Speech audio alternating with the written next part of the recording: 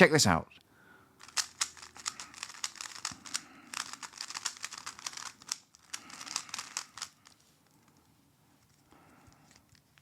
A trick? I'm a genius? Nope, neither of those things, I don't think. But instead, hours and hours, weeks and weeks, and months of practicing. And there's no reason why the ukulele should be any different.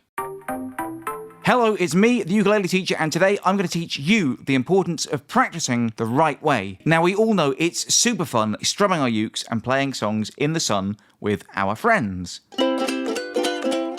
You won't ever get much better, but at least you'll be having fun. I interview a top ukulele player or personality from the world of uke each and every Wednesday on my podcast, Ukulele Tales. It's available from all the usual podcasty places, and I've already interviewed such top names as Bernadette Teaches Music, Tyler from 10 Thumbs Pro, Jake Shimabukuro, James Hill, Bagiti Kamalo, Victoria Vox, Danielle Ate the Sandwich, Brittany Piver, Abby Lyons, and many, many more top names. And from speaking to these top ukulele stars, I've learned a trick or two about practicing the ukulele the right way. First things first, even if you never want to do fingerpicking and only ever want to just strum your 4 basic chords, you're still going to want to warm up each and every single time you play the ukulele. Warming up is really important as it'll get your fingers used to moving around the fretboard. For me personally, there's a couple of ways I enjoy warming up. Firstly, I could pick a tune that I know backwards and forwards that's a little bit complicated and just play it through a couple of times.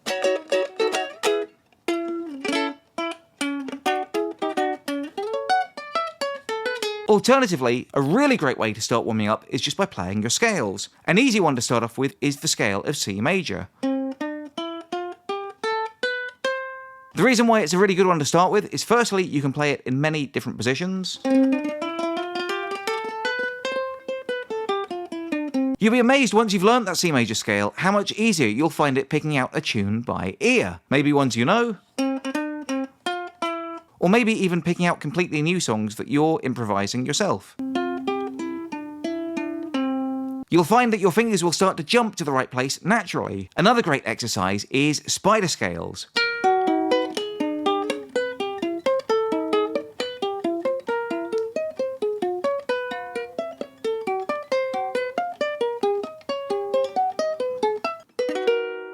It's not especially pretty to listen to, but you cover every single note of the fretboard with this exercise. Now this is something I know I've said about 1,000 times, especially on my Patreon page. Cheap plug, go and check it out for song sheets for every lesson, bonus content, and to help me keep making these videos. But it's really important when you're learning a piece of music to start off slow.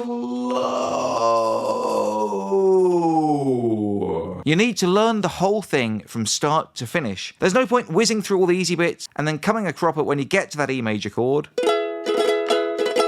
because then the song will just fall apart because you haven't practiced enough and you weren't ready to do it. What you really need to do is slow it down until you can play the song from start to finish. Then, and only then, should you attempt to play it at full speed. One great way to do this, by the way, is by using the Vidami Blue foot pedal. And yes, this was sent to me for free, and yes, they have been very kind to sponsor this video, but it has genuinely changed the way I practice the ukulele. Now, I've spoke about this in some of my other videos, but in case you haven't heard of it, the Vidami Blue is a Bluetooth foot pedal. That means it's completely wireless, that can control YouTube. So if, for example, you're practicing something really tough, what you can do, as well as pressing play and pause, is you can wind it back, you can wind it forward, and you can even create a loop so you can watch the same tricky bit again and again and again without having to put down or take your hands off your ukulele. Once you've got that loop going, you can also slow down the video so you can watch the tricky bit over and over until you've got the hang of it. Again, all without having to put down your ukulele. It's a super handy tool and has genuinely made my practicing time a lot more effective. It also has 2 other really cool features that I find very useful indeed. One is a page turner app, which is amazing for me. Seriously, there are so many videos where I'm playing a song and I'm desperately trying to change the page while I carry on playing without having to record again. And then I get to that dreaded repeat chorus instruction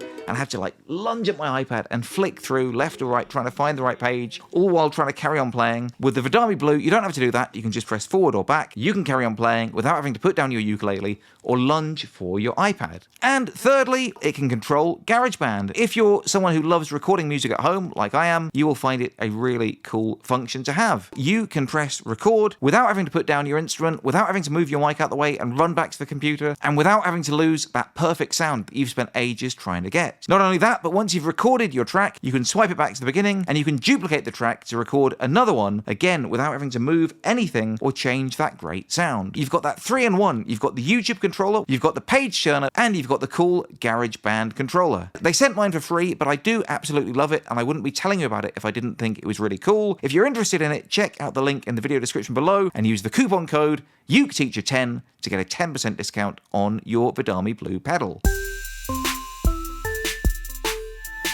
Okay, I admit, I'm as guilty of this as anyone, but if you really want to get better, you've got to put in the hours. You need to set aside some serious time. The best players are the ones who are really dedicated. When I spoke to Jake, he said that he would practice for hours each and every day. And even at times when it wasn't fun, he would literally just sit there watching the TV and playing his scales over and over again. They are really building up that manual dexterity in your hand and getting you more familiar with all the different places and positions on the fretboard. They say that it takes 10,000 hours to really master a new skill. And I don't know if that's true or not, but what I do know is the people who get better the quickest are the people who practice the most. So if you want to get better at the ukulele, set aside a set amount of time each and every day, whether it's 30 minutes a day or an hour, you've got to get behind that ukulele and play it. After all, no one ever got better at the ukulele by leaving it in the case.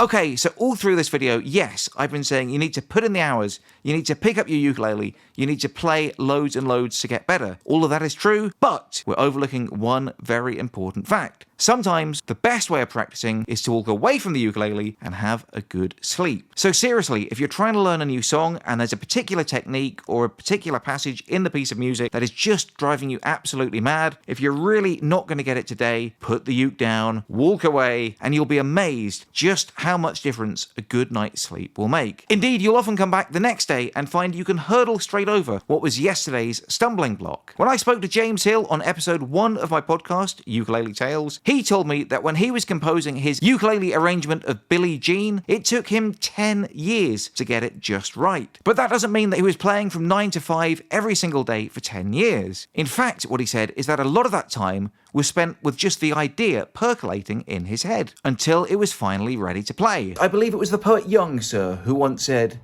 "Tired nature's sweet restorer, balmy sleep." So with millions of songs available at our fingertips right here on YouTube, it's easy to just go from song to song and dump one as soon as it becomes too tricky or has a chord we don't like. E major, anyone?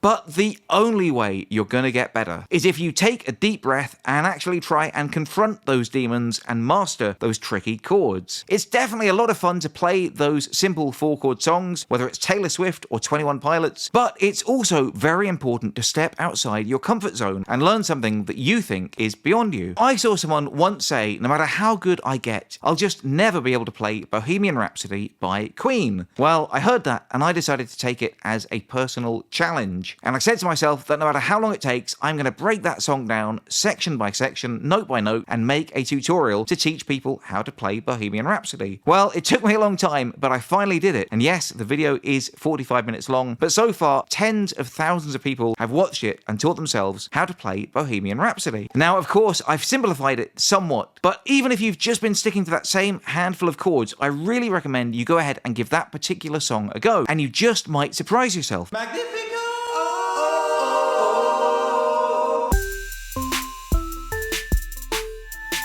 So there you have it. That's my 5 top tips for practicing the ukulele the right way. Do you have any ukulele practicing tips that you'd like to share? Then let me know right now in the comments below. And while you're down there, give this video a cheeky little thumbs up, hit that subscribe button, and turn on the notifications so you never miss a video. I've been the Ukulele Teacher, and until next time, I love you all, and I wish you the best.